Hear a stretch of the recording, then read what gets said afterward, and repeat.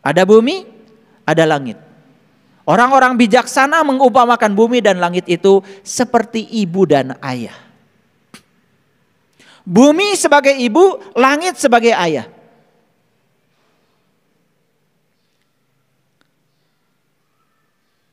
Pertanyaannya, bukankah kita harus bakti dan berbudi kepada ibu dan ayah? Bakti dan budi yang tertinggi kepada ibu dan ayah adalah merawat bumi, sekaligus juga merawat langit.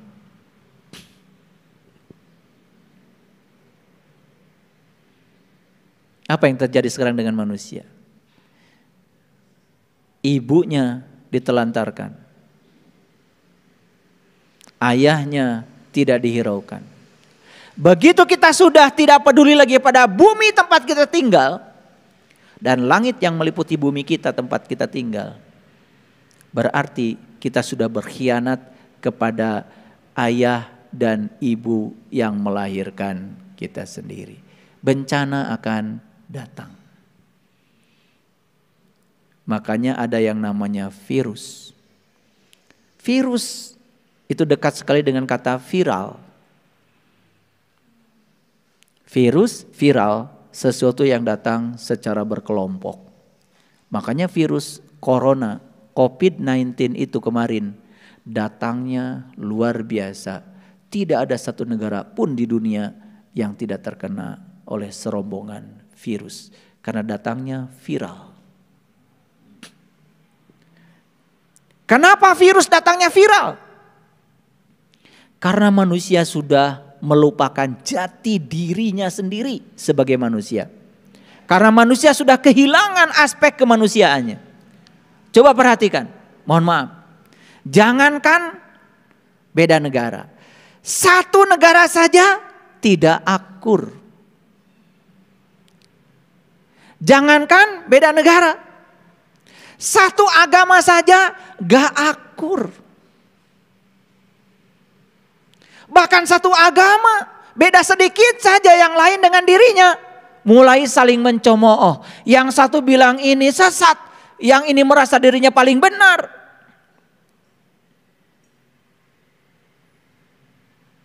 Karena dia kehilangan jati dirinya sebagai manusia, yaitu aspek kemanusiaannya, maka dia kehilangan penglihatan untuk melihat bahwa semua adalah saudara.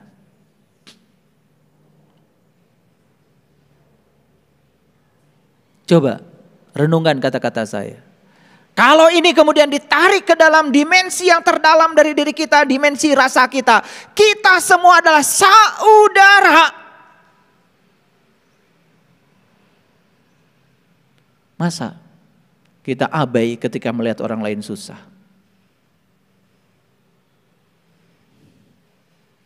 Gak mungkin.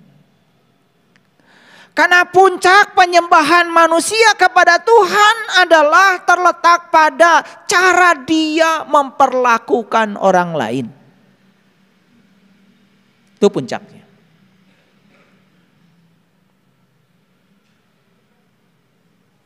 Oleh karena itu dalam bahasa yang sederhana sering disebut dengan tolong menolong. Jadi tolong menolong hanya bisa dilakukan oleh manusia yang masih memiliki sifat kemanusiaannya. Dan tolong menyolong akan dilakukan oleh manusia-manusia yang menganggap dirinya manusia, padahal dia sudah kehilangan aspek kemanusiaannya. Apa ciri manusia yang sudah kehilangan aspek kemanusiaannya? Cirinya dia hanya mementingkan hidupnya untuk diri sendiri. Banyak yang gitu? Banyak. Mengeksploitasi alam semesta. Semua kandungan-kandungan dan kekayaan alam digali sesuka hatinya. Gak peduli orang celaka, gak peduli orang seperti apa. Dia sebenarnya sedang menyakiti ibunya. Itulah Ibu Pertiwi. Wajar kalau Ibu Pertiwi kemudian menangis, sedih.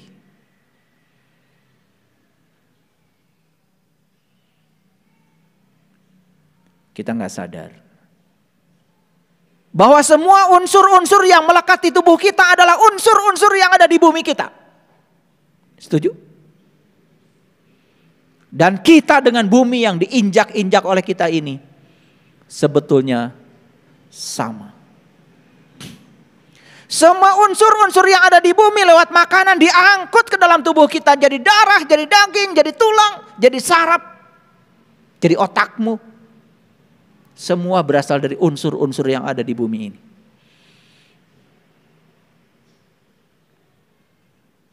Bumi seperti itulah. Walaupun ada di bawah kaki kita, tapi bumi ini telah menjadi sesuatu yang membuat kita terlahir ke semesta ini. Apa yang dimakan ayah ibu kita dulu? Apa yang menjadi bibit untuk tubuh kita dulu? Satu sel dari ayah, satu sel dari ibu, sel sperma, sel telur, semua unsur-unsur dari seripati yang berasal dari bumi. Makanya kita sering disebutkan oleh Quran, kita ini berasal dari tanah.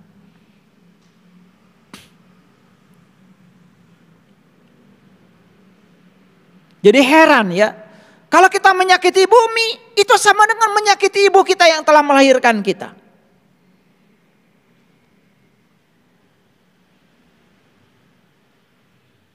Saya bicara ibu jauh lebih luas dari sekedar ibu yang melahirkan tubuh jasmani kita. Kita bicara ibu dalam konteks yang lebih luas lagi. Karena negara ini, bumi ini bukan warisan buat kalian. Tapi bumi inilah titipan buat anak cucu kita ke depan. Adakah yang berpikir kalau bumi ini adalah titipan? Bukan warisan buat kita. Ini yang sedang kita bicarakan. Baik, kita lanjutkan. Faiza afadtu min Arafah fazkurullah. Tolong perhatikan ayat ini. Apabila kamu sudah bertolak dari Arafah, dari padang pengenalan, ingat Allah, ingat Allah. Pertanyaan yang paling dasar, apa yang terjadi di padang Arafah? Apa yang terjadi di padang Arafah? Kan tadi dikatakan, tidak ada dosa bagimu mencari karunia dari Tuhan. Karunia yang paling besar dari Allah bukan rezekinya, bukan hartanya, bukan ilmunya, tapi karunia yang paling besar dari Allah adalah Allahnya.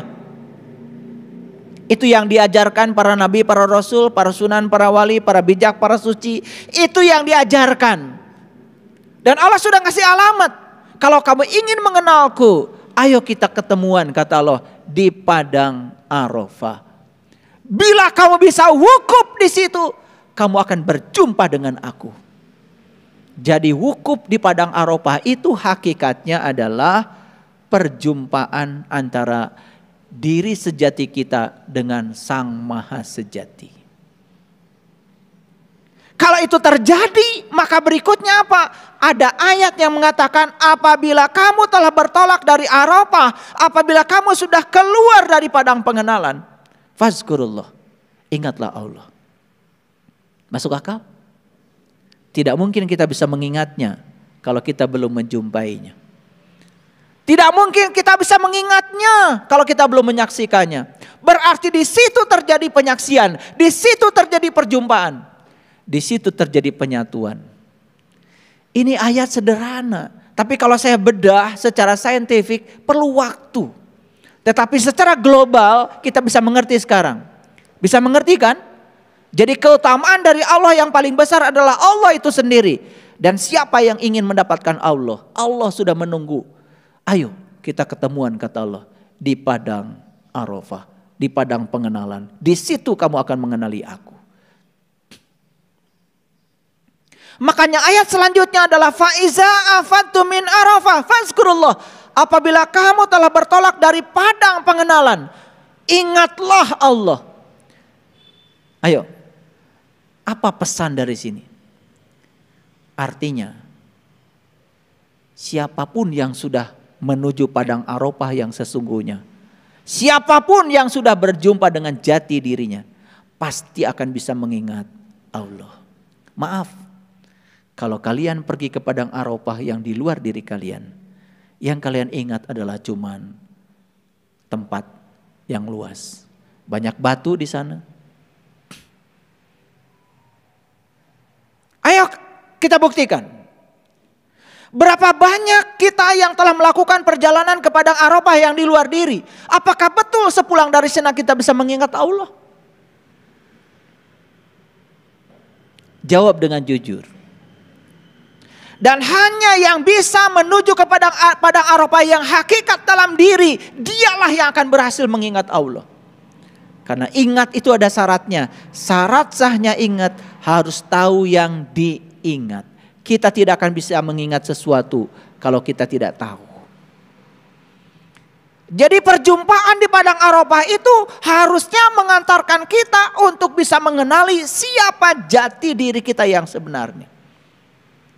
Pertanyaan selanjutnya, di mana kita mengingatnya? Ayo kita lanjutkan. Indal Masy'aril Haram. Inilah yang saya sebut tadi, tafsir Quran bil Quran. Apa sih yang disebut dengan Masy'aril Haram? Kalau diartikan secara etimologi pusing kita. Tetapi kalau diartikan secara gramatikal kita bisa menangkapnya. Ayo lihat saya semuanya. Tidak ada dosa bagimu mencari karunia yang paling utama dari Tuhan. Fadlan, keutamaan Tuhan. Apa keutamaan dari Allah? Allah itu sendiri.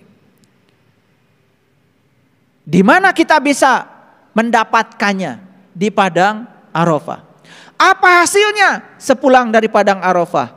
Ingat Allah. Di mana kita mengingat Allah? Di ayat ini jelas dikatakan mengingatnya indal Masy'aril Haram. Kalau begitu apa Masy'aril Haram?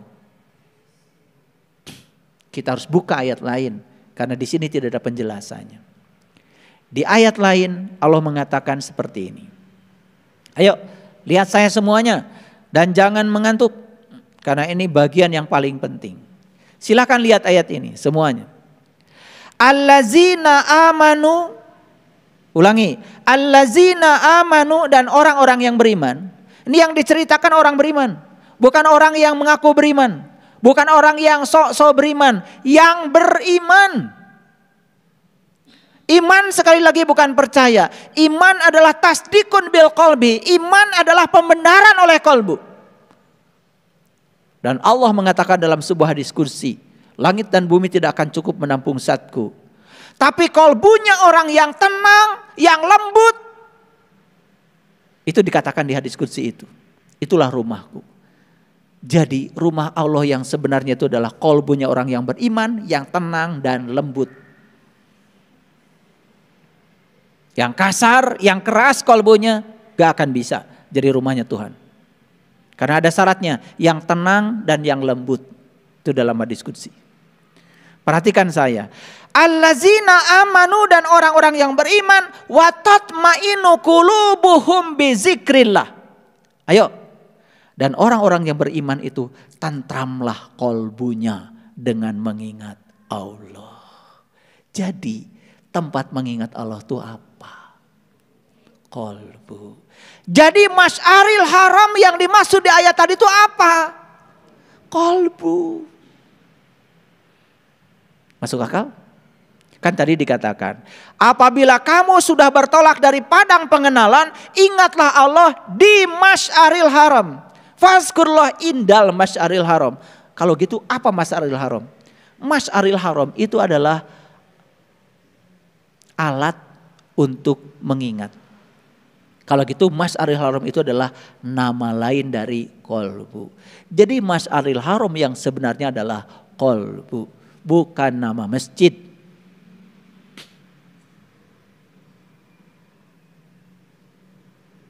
Ayo, lihat saya semua.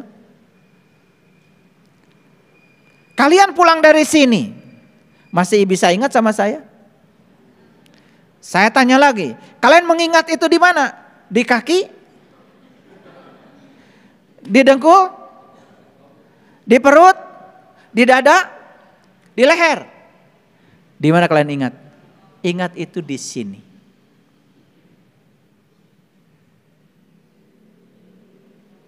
Ini fakta, bukan hoax. Kalian ujian, ditanya sama guru, sebutkan 5 sila Pancasila. Sebentar, diingat-ingat dulu. Gak ada, nginget-inget ke sini, paling juga ke sini kan. Kalau siswa sedang ujian, yang digaruk-garuk kepala. Gak ada, lupa apa guru? Gak ada. Apalagi ke sini, lupa. Makanya ada kata-kata bijak, siapapun yang di dalam kehidupannya sibuk dengan urusan mulut dan perut, maka tidak akan pernah bisa memasuki diri sejati.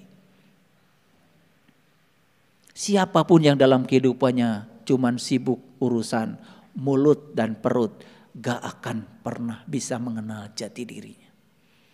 Silakan. Karena orang yang sibuk dengan perut dan mulut, habis waktunya hanya untuk menanamkan ketidaksadaran diri. Karena makanan yang berlebihan itu salah satu penyebab manusia kehilangan kesadarannya. Silakan kalian makan berlebihan. Combro dimakan, lontong dimakan, gehu dimakan, cireng dimakan, apalagi pisang goreng dimakan. Nu ieu karesep abdi, nu ieu karesep uing, kabeh we karesep maneh. Ya sudah, begitu selesai makan, duduk sebentar, langsung mulapes. Tunuh itu artinya kehilangan kesadaran. Dan sudah terbukti kalau makanan itu adalah penyebab utama manusia kehilangan kesadaran. Makanya siapapun yang sibuk di dunia ini cuma urusan mulut dan perut, jangan berpikir tentang surga.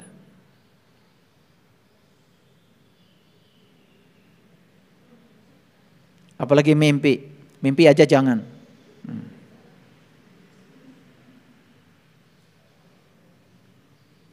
Ini saya ngomong harus kenceng bagian sini.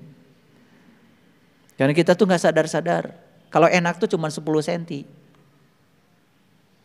Tiap lihat makanan rek jam sabaraha. Tuh boleh didahar wae. Waktu.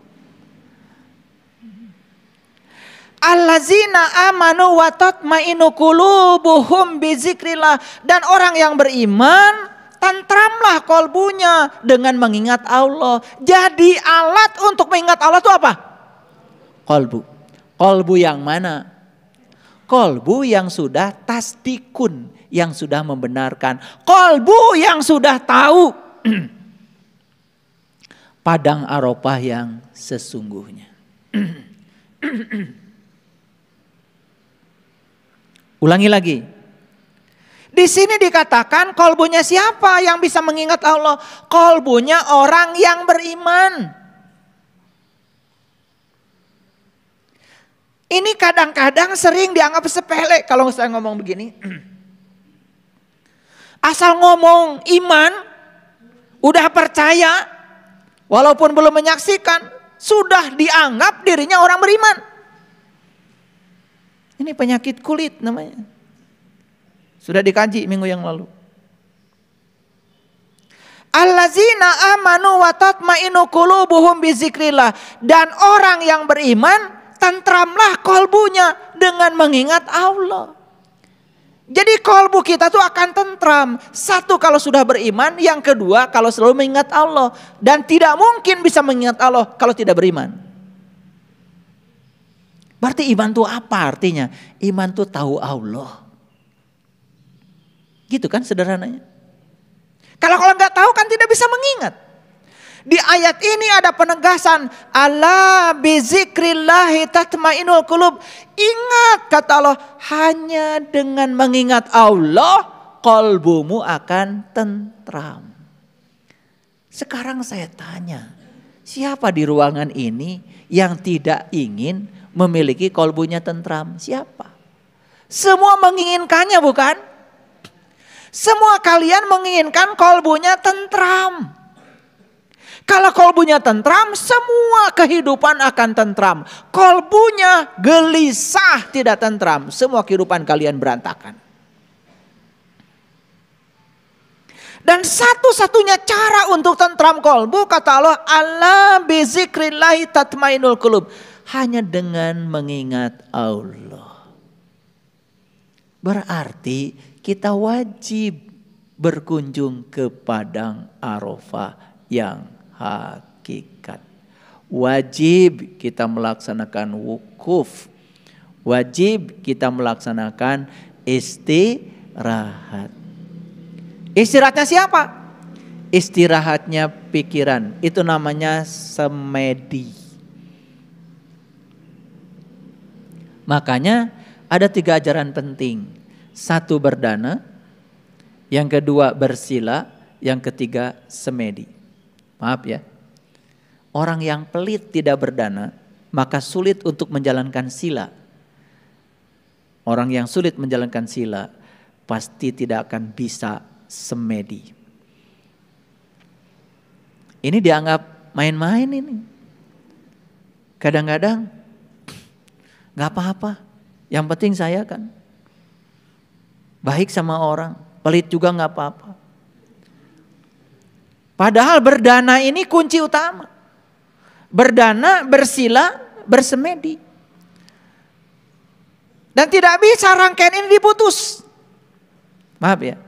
Siapa yang memiliki kemelekatan yang begitu kuat sama yang dia miliki hanya untuk kesenangan pribadi, tidak ingin bahagia, tidak akan mencapai semedi yang sesungguhnya. Kadang-kadang saya juga tidak mengerti ya. Bagaimana ya cara mengobati orang-orang pelit itu? Masih berkutat ya dengan dirinya sendiri. Orang lain susahnya kayak apapun gak peduli. Tetapi ingin spiritualnya berkesadaran tinggi. Kesadaran spiritual yang tinggi itu harus dimulai dengan berdana. Berdana, bersila, semedi.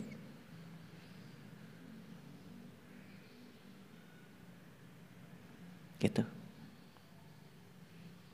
Ini penting untuk diungkapkan ya. Karena apa? Banyak yang tidak mengerti. Kenapa ya saya kok gak baju-baju semedinya? Coba berdananya gimana?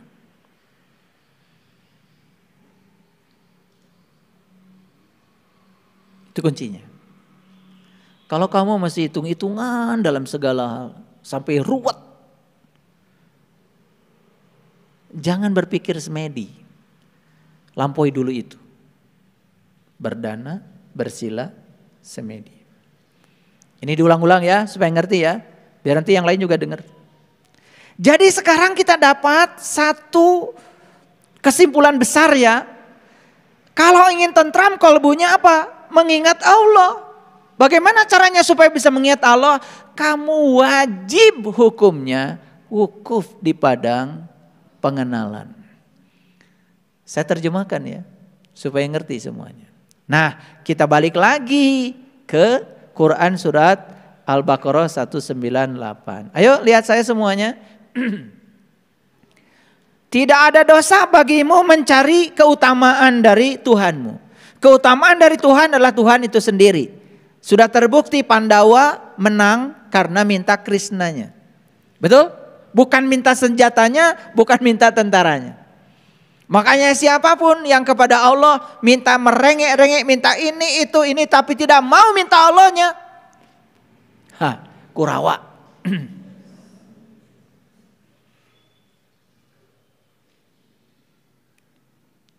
Jadi saya juga heran ya. Yang datang ke saya kok banyakkan Kurawa daripada Pandawa. Yang ketawanya paling kencang.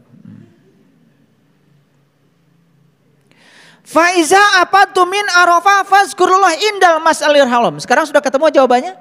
Apabila kamu telah bertolak dari padang Arafah, ingatlah Allah di mas'alil haram. Ketemu sekarang mas'alil haram apa? Qalbu. Karena sudah dijelaskan di Quran surat Ar-Ra'd ayat 28 tadi, alat untuk mengingat Allah namanya qalbu. Jelas ya? Oke.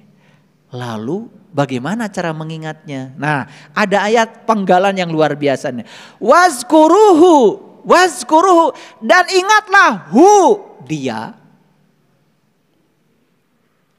kama hadakum sebagaimana yang ditunjukkannya kepadamu.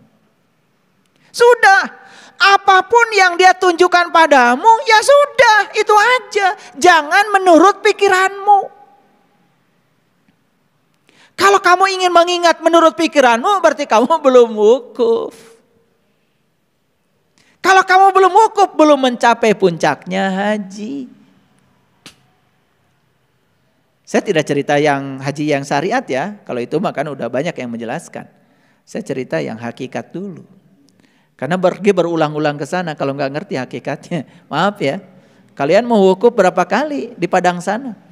Kalau tidak mengerti cara wukuf di padang sini, di padang Arafah yang ada di sini, ya. Mohon maaf, pulang dari sana juga nggak akan dapat apa-apa. Maaf ya. Udah terbukti. Di ayat ini dikatakan wazkuruhu, ingatlah dia kama seperti hadakum yang ditunjukkannya kepadamu. Berarti harus ada yang ditunjukkan Allah kepadamu. Apa yang Allah tunjukkan kepadamu? Padang.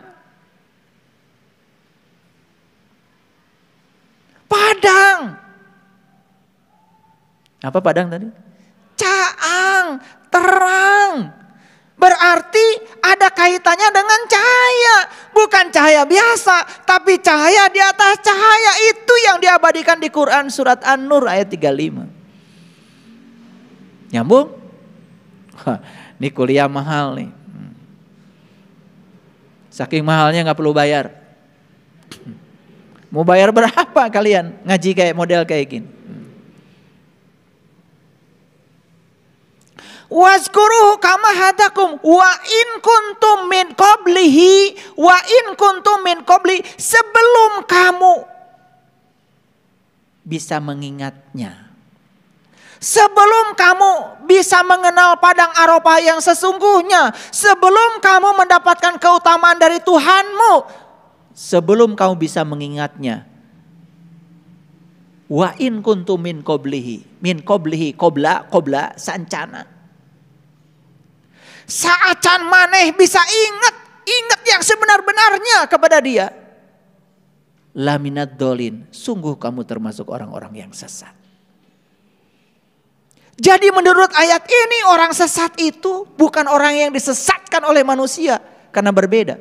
Tapi orang sesat itu adalah orang yang belum bisa mengingat kepada Allah. Jelas sekali di ayat ini. Silakan mau dibantah gimana ayatnya begini. Wa in kuntum min qablihi laminad dolin. Sebelum kamu bisa itu, sungguh kamu termasuk orang-orang yang sesat. Jadi orang sesat itu menurut Quran jelas orang yang belum bisa mengingat Allah. Makanya orang yang sesat biasanya kalau jalan-jalan selalu tersesat. Sholat bukan mencapai tujuan, tersesat. Tersesat di mana? Ada yang tersesat di dapur. Allahu Akbar. Jalan di kamar teh muka panto. Gitu. Ke dapur. Ngembah wadah. Assalamualaikum. Tersesat di mana? Di dapur. Ada yang tersesat di pasar. Allahu Akbar. Jalan mulai. Naik mobil. Saking asiknya di pasar, nepi ka poho eta rakaat geus sabaraha. Geus baca Fatihah encan. Betul enggak? Tapi kalau disebutkan tersesat teh mung saya tama. Mung. Padahal tadi ditanya, "Ari mana tadi salat ka mana?" Geus puguh ka pasar. Tapi lamun disebutkeun maneh teh berarti lain nyembah Allah mun kitu mah. Berarti maneh teh nyembah pasar lain cenah uing mah. Tuh, amak. Dasar nah, blok. Enggak kasar ya. Goblok.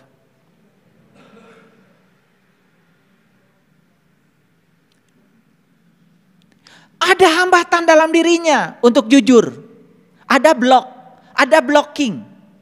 Karena apa? Merasa diri paling benar. Dasar pang bener. Karawas ya ngawas teh. Keun we cenah. Nyeri hate. Kajen. Nah, makanya di ayat lain Allah mengatakan, nih ya, di ayat lain Allah mengatakan. Perhatikan ayat selanjutnya, ayat 199. Summa afidu min haisu afadon nasu wastagfirullah.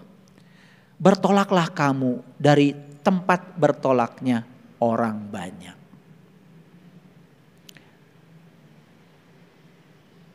Kalau ingin mengenal diri sejatimu, kamu harus bertolak dari tempat berkumpulnya orang banyak. Tidak perlu ngikutin banyak orang. Karena perjalanan ini adalah perjalanan pribadi antara dirimu dengan Allah. Maka bertolaklah kamu dari kebanyakan orang banyak. Ini perintah loh di Quran. Summa afidu min haitsu afadun nas wastagfirullah. Tapi jangan lupa, kamu harus mohon ampun kepada Allah. Apa yang harus mohon ampun pada Allah? Mohon ampun dari Allah. Karena selama ini kita tidak berusaha mengenalnya. Itu. Karena dosa lain sudah diampunkan, satu yang tidak diampunkan, syirik. Makanya ketika kita melaksanakan ibadah haji secara syar'i, kan di situ jelas. Labbaik Allahumma labbaik, labbaik la syarika laka labbaik. Jelas. Jadi aku datang mau panggilanmu untuk membebaskan syirik yang ada padaku. Jadi sebenarnya haji itu tujuan utamanya adalah membebaskan syirik. Tapi tidak sadar teh. Ayo kita sama-sama baca labbaik. Labbaik Allahumma labbaik, labbaik la syarika laka labbaik. Udah jelas. Udah jelas, aku datang mohon panggilanmu ya Allah untuk membebaskan syirik yang ada padaku. Syirik itu selingkuh kepada Allah. Gara-gara gak tahu Allah. Karena masih tersesat. Jelas banget kok. Pernah baca itu? Pernah. Tapi karena gak sadar, orang lain baca aja kayak robot. Persis kayak burung beo. Sakatu naroskeun. Bapak Ibu hari haji teh tujuan naon? Jelas itu di kalimat itu jelas. Labbaik Allahumma labbaik, labbaik la syarika laka labbaik. Supaya kamu tidak selingkuh, supaya kamu tidak syirik, supaya kamu tidak menduakan Tuhan. Itu jelas kok. Makanya kalau tahu artinya baru bisa meneteskan air mata. Setelah kita menjatuhkan niat di tempat tertentu sebelum kita menuju ke Baitullah yang syar'i, yang di dalam Masjidil Haram itu, kan kita menjatuhkan dulu niat di tempat tertentu, betul? Iya. Kalau di Madinah menjatuhkan niat di Bir Ali, kalau kita di Mekah keluar dulu di kota Mekah, pergi ke tempat namanya Ji'ronah. Ji'ronah itu dari kata ja'a ro'aina. Ja'a ro'aina, ja'a tu datang, ro'aina, ro'a tu melihat, na tu ana. Ja'a ro'aina, datanglah untuk melihat ana, kata Allah. Jadi Ji'ronah. Iya, Cicaheum kan jadi Caheum. Sama. Sana ja'a ro'aina jadi Ji'ronah. Gancang nyebutna.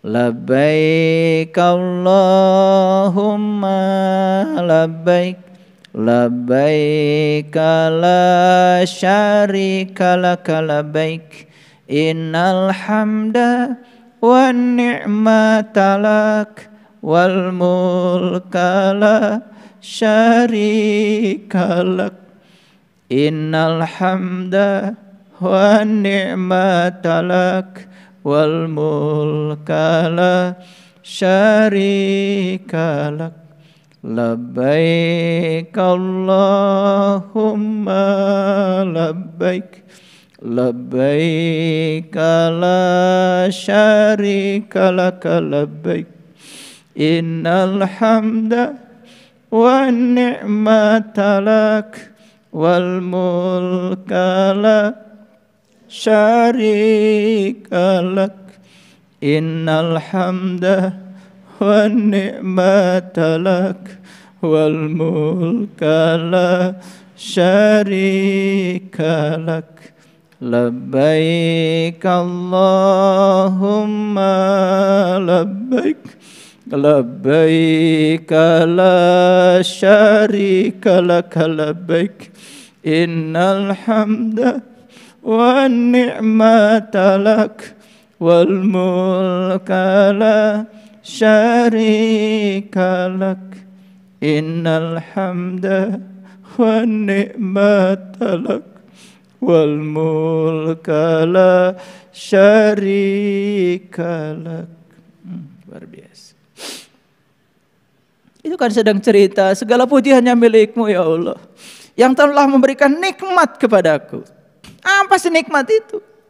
Bukan karena kita bisa naik pesawat, bukan karena kita punya uang, nggak ada kaitan dengan itu nikmat. Nikmat itu adalah sesuatu yang diberikan kepada para nabi, para rasul, para siddiqin, para syuhada, para solihin. Jelas di Quran. Ihdinas syiratal mustaqim, syiratal ladzina an'amta alaihim. Syiratal mustaqim itu jalannya orang yang diberi nikmat. Yang diberi nikmat itu cuma 4. 1 para nabi, 2 para siddiqin, 3 para syuhada, 4 para solihin. Cuma 4. Wa husna ulaika rafiqa. Itulah teman yang sebaik-baiknya. Apa nikmat itu? Nikmat itu adalah fadlan, keutamaan dari Allah. Nikmat yang sebenarnya adalah Allah itu sendiri.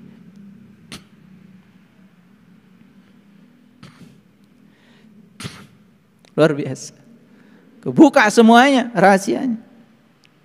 Makanya Shiratal Mustaqim oleh orang tua kita diumpamakan seperti rambut dibelah 7. Angka 7 diabadikan ketika haji. 7 kali tawaf. 7 sa'i melempar. 7 kali sa'i bolak-balik Safa dan Marwah. 7 batu melempar jumroh. Kok semuanya 7 bukan 8? Luar biasa. Jadi leluhur kita udah luar biasa ya mensimbolkan ini. Cermat sekali. Luar biasa. Para sahabat, bertolaklah kamu dari kebanyakan orang. Dan mohon ampunlah kepada Allah. Sesungguhnya Allah Maha Pengampun lagi Maha Penyayang. Lalu di ayat yang ke-200 Allah mengatakan, Fa'idha qadaitu manasikakum. Apabila kamu telah menyelesaikan ibadah hajimu, sudah selesai ibadah hajimu sekarang. Berarti sudah selesai fase Arafah, sudah wukuf di padang Arafah, sudah bisa mengingat Allah di Masy'aril Haram. Apa fase berikutnya? Fase berikutnya adalah ingatlah Allah sebagaimana kamu mengingat bapakmu. Fazkurullah kazikrikum aba'akum. Fazkurullah kazikrikum abi bapak. Sekarang saya tanya, kalian bisa ingat sama orang tua sekarang? Bisa. Seperti itu mengingat Allah, nggak ada suaranya, hening bening.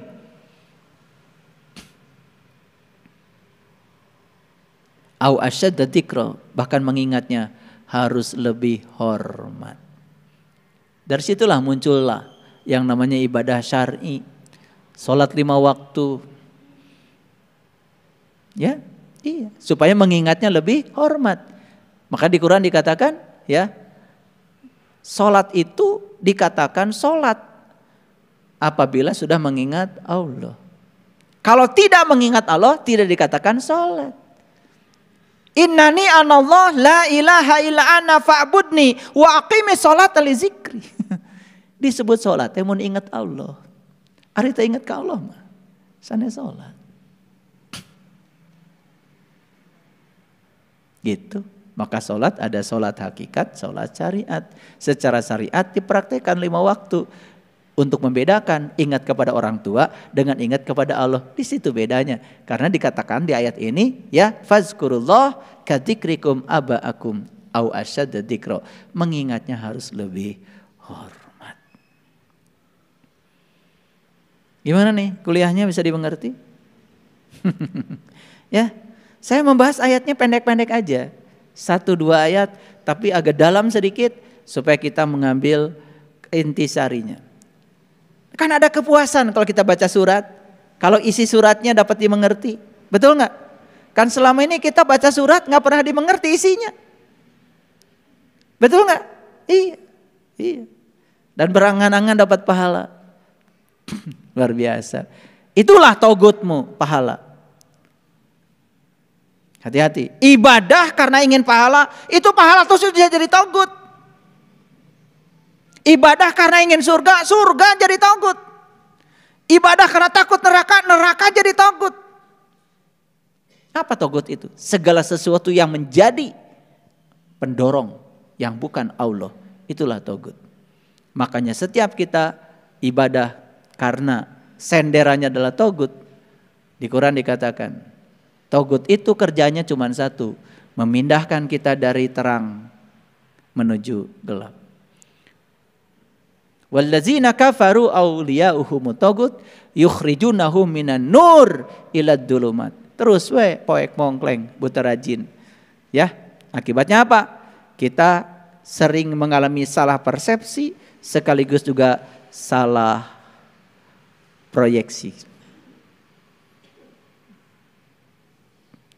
Saya kira itu kajian kita hari ini. Lumayan. Walaupun cuma 2-3 ayat, semoga ini bisa memberikan isi, juga bisa menjadikan nutrisi.